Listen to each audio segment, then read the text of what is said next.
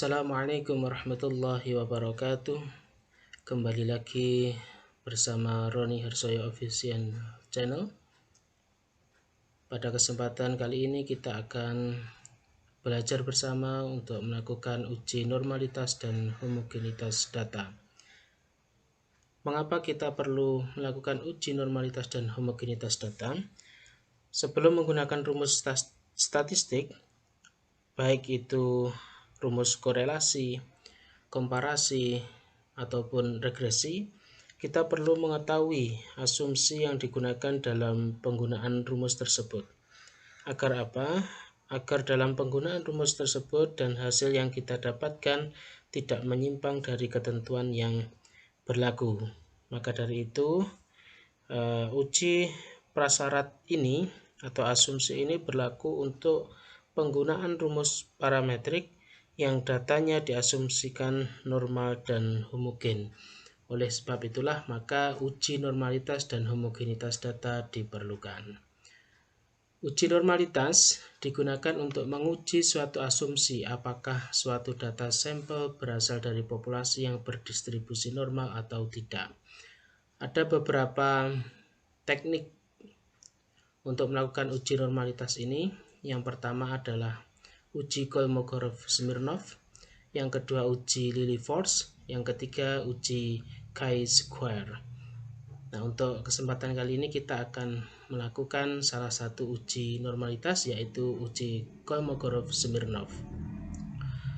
Kemudian uji homogenitas digunakan untuk menguji kesamaan varians dari dua atau lebih populasi sebelum membandingkannya.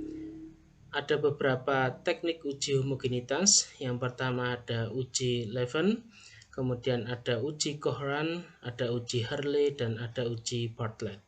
Nah, pada kesempatan kali ini kita juga akan melakukan salah satu uji homogenitas saja, yaitu dengan uji Levin. Nah, bagaimana uji normalitas dan homogenitas data ini?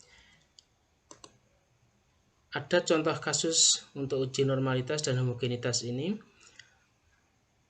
Misalkan seorang mahasiswa tingkat akhir baru akan mengumpulkan atau baru saja mengumpulkan data sampel untuk penyelesaian tugas akhirnya mengenai nilai ujian fikih dari 15 siswa laki-laki dan 15 siswa perempuan. Nilai ujian fikih siswa laki-laki dari 61 sampai 75, kemudian nilai ujian fikih siswa perempuan dari 71 sampai 85. Ujilah dengan menggunakan uji Kolmogorov-Smirnov dan Levin untuk menentukan apakah data sampel berasal dari populasi yang berdistribusi normal atau tidak, dan apakah varians populasi dari nilai ujian fikih siswa laki-laki dan perempuan sama atau homogen pada tingkat signifikansi 5%. Baiklah, data nilai ujian fikih ini kita pindahkan terlebih dahulu ke Excel agar nanti mudah dalam memasukkan ke SPSS. Ini sudah saya pindahkan di Excel nilai ujian fikih dari dua kelompok siswa laki-laki dan juga siswa perempuan. Dari jumlah sampelnya laki-laki 15 dan siswa perempuannya 15, jadi totalnya adalah 30.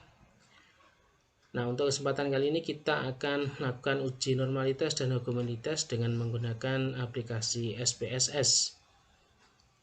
Baiklah, data ini kita masukkan ke SPSS. Oke, kita klik variable view, kemudian kita beri nama di sini nilai, kemudian yang kedua adalah kelompok. Desimal kita buat 0. Kemudian khusus untuk kelompok values ini kita berikan nilai 1 value, untuk labelnya adalah siswa laki-laki. add, kemudian kita beri value lagi 2, labelnya adalah siswa perempuan. Kita add, jika sudah kita oke. Langsung saja kita masuk ke data view. Ya, ini sudah ada keterangan di sini nilai dan kelompok. Kita kopikan nilai siswa laki-laki terlebih dahulu, kita blok, Ctrl C, kita masukkan ke SPSS, Ctrl V. Nah, ini nilai laki-laki, maka kita kelompok ini kita beri label atau value tadi 1. 1 menunjukkan ini adalah siswa laki-laki. Kemudian data siswa perempuan kita copy, urutkan ini usahakan ini sudah berurutan ya, dari yang nilai terkecil sampai dengan terbesar. Kita kopikan bawahnya, kemudian kita berikan nilai 2 karena dia adalah perempuan.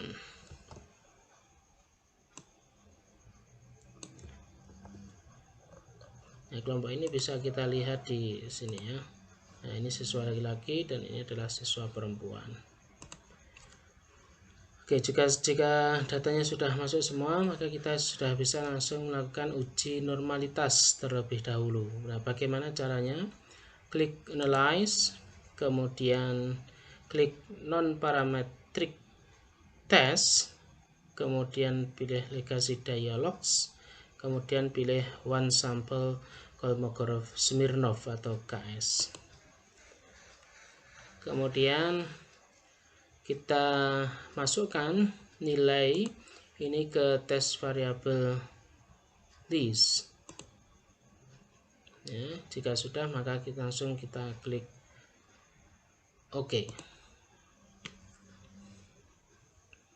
Nah, ini sudah keluar nilai statistik dari uji Kolmogorov-Smirnov test. Nah, ini bisa kita pindahkan ke lembar kerja yang di Word tadi. Kita kopikan. Nah, ini kita taruh bawahnya, atau kita buat halaman baru. Kita kopikan di sini.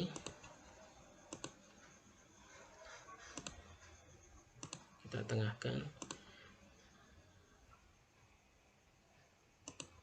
Di sini baru kita bisa memberi keterangan berdasarkan tabel di atas bahwa diketahui nilai statistik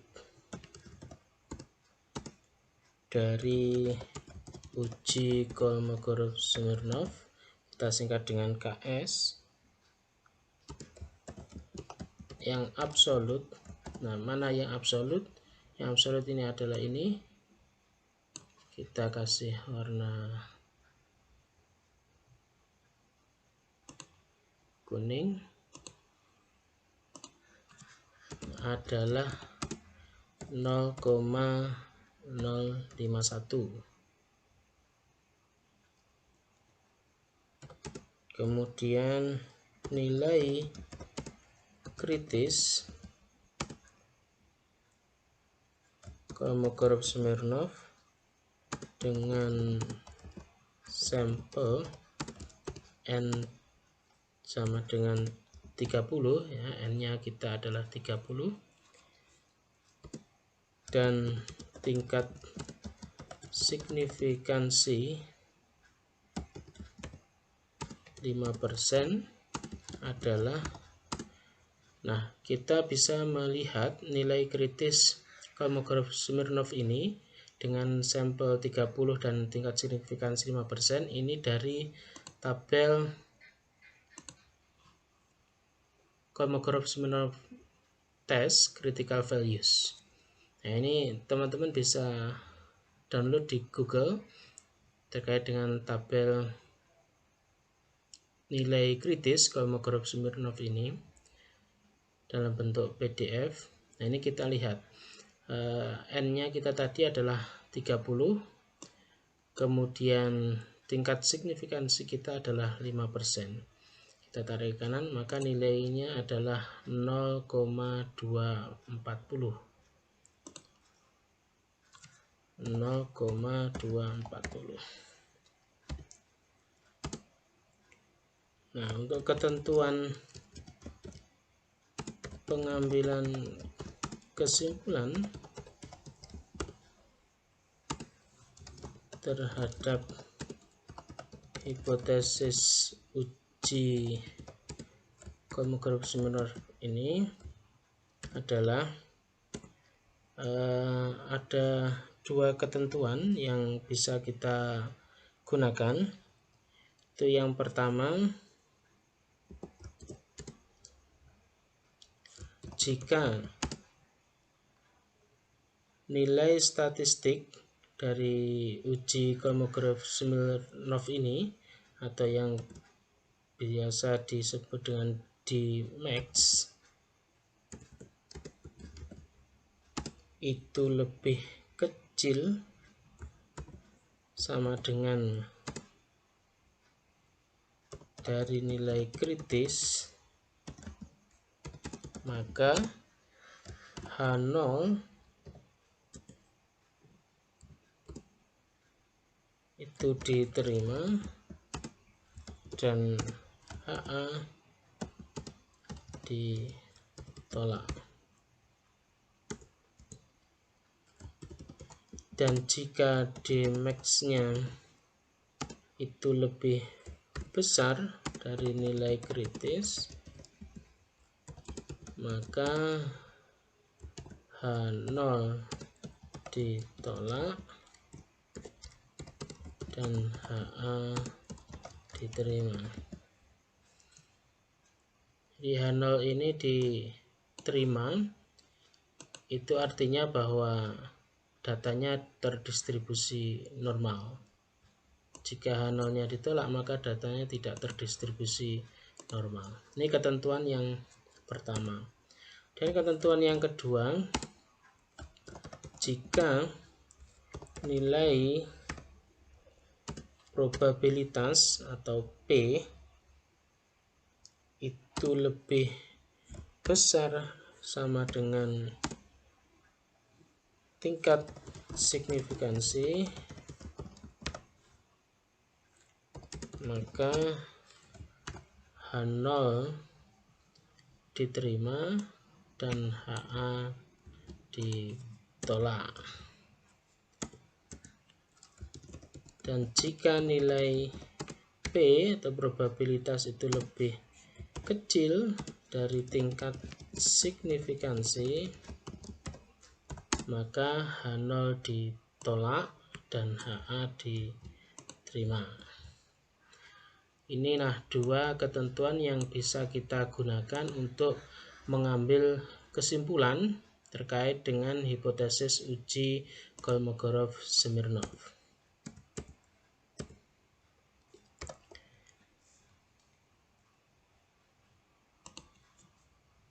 Nilai statistik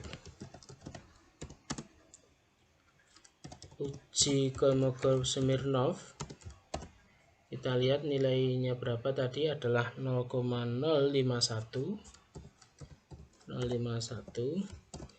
Itu lebih kecil dari nilai kritisnya, yaitu berapa? Nilai kritisnya adalah 0,240.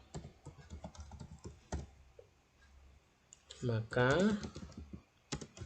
H0 diterima dan HA ditolak.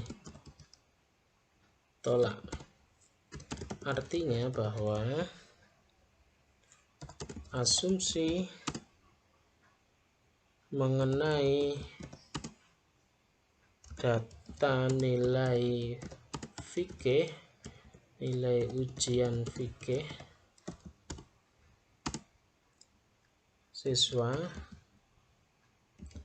ditarik dari populasi yang berdistribusi normal.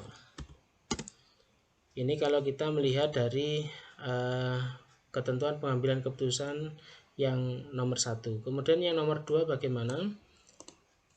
Nilai P atau probabilitas itu adalah yang sig ya, yang sig to Taylor. Nah, itu mana? Ini kita aplikasi warna kuning. Nah, ini yang sig to Taylor adalah berapa? 1,00. Itu lebih besar dari tingkat signifikansi. Signifikansinya berapa? 5%. Jadi di sini adalah 0,05. Maka H0 diterima dan HA ditolak. Jadi artinya sama, bahwa asumsi mengenai data nilai ujian fikih siswa ditarik dari populasi yang berdistribusi normal. Demikianlah uji normalitas data, dan berikutnya kita akan melakukan uji homogenitas data. Kita kembali ke SPSS.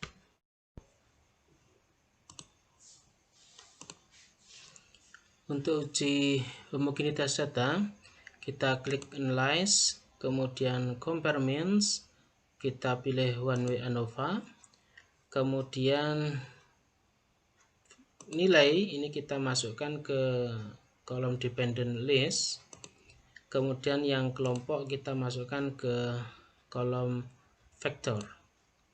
Jika sudah, kita klik Option, kemudian kita centang yang Homogeneity of Variance Test. Jika sudah, kita klik Continue, kemudian kita klik OK. Nah, ini sudah muncul hasilnya untuk uji homogenitas data. Ini ada Test of Homogeneity of Variance. Baiklah, kita akan pindahkan ke lembar kerja yang di Word. Kita copy,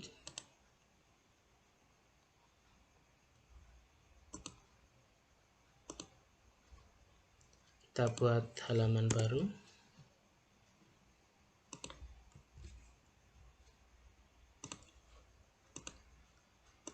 Oke, dari tabel ini bisa kita berikan keterangan bahwa diketahui nilai statistik dari uji Leven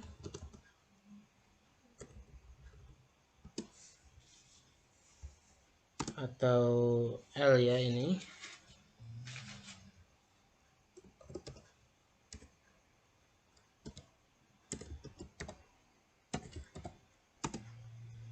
itu adalah berapa ini? Ini adalah uji nilai uji statistik Levennya adalah 0,00.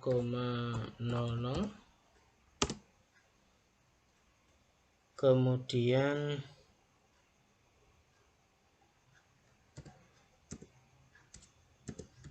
derajat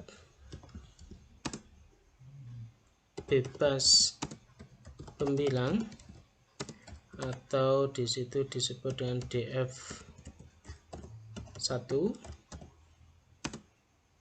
adalah 1 ya, ini DF1.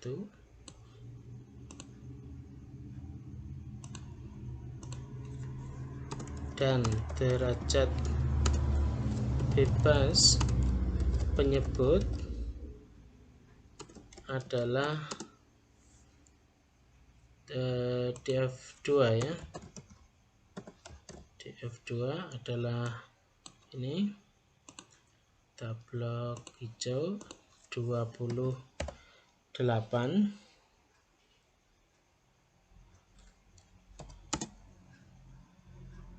dan nilai probabilitas dari uji Levin ini atau sig ya, adalah ini nilai B-nya 1,00.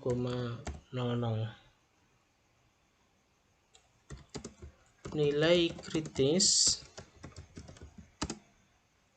F atau F tabel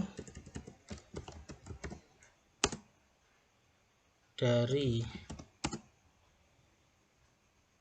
DF1 dan DF1 sama dengan 1 dan DF2 sama dengan 28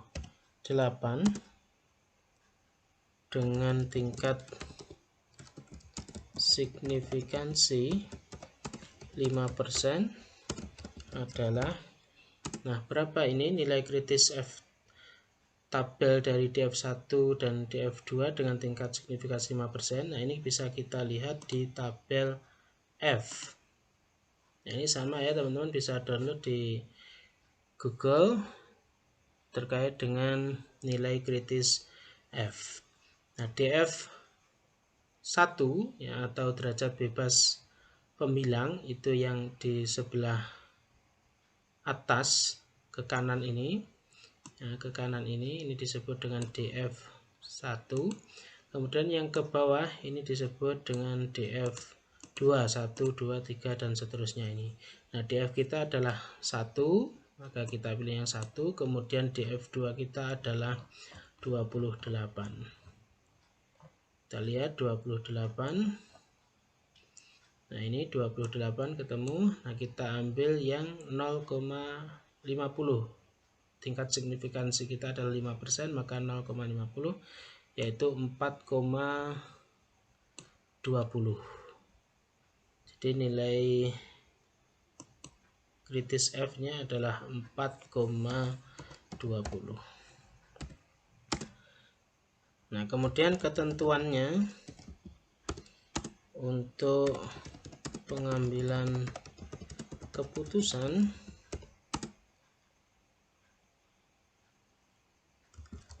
dari hipotesis uji Levin ini adalah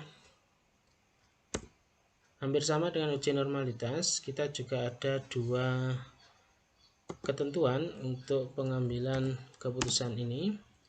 Yang pertama adalah jika nilai uji Levin atau L itu lebih kecil sama dengan nilai kritis F, maka H0 diterima dan HA ditolak. Dan jika nilai L lebih besar dari nilai kritis F, maka H0 ditolak dan HA diterima. Ini ketentuan yang pertama. Kemudian ketentuan yang kedua, jika nilai probabilitas P atau sig ya, itu lebih besar sama dengan nilai tingkat signifikansi, maka H0 diterima dan HA ditolak. Dan jika nilai P itu lebih kecil dari tingkat signifikansi, maka H0 ditolak dan HA diterima. diterima. Jadi H0 itu diterima maka dia dikatakan homogen, dan jika H0 ditolak maka dia dikatakan tidak homogen. Nah, kemudian bagaimana kesimpulannya? Jadi nilai statistik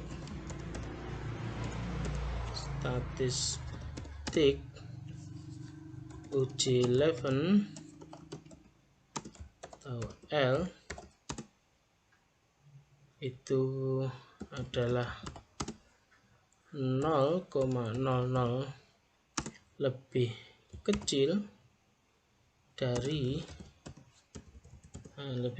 dari nilai F tabelnya adalah 4,20, maka H0 diterima dan HA ditolak. Artinya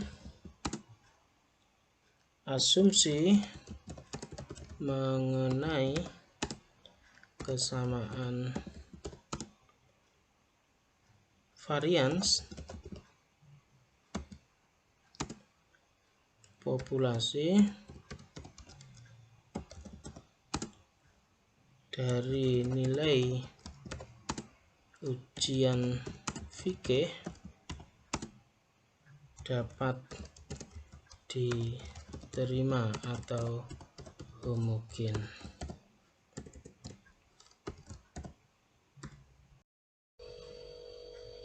Inilah pengambilan keputusan dengan ketentuan yang pertama. Kemudian dengan ketentuan yang kedua, nilai P probabilitas atau sig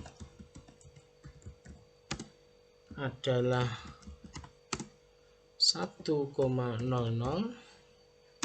itu lebih besar dari tingkat signifikansi adalah 0,05,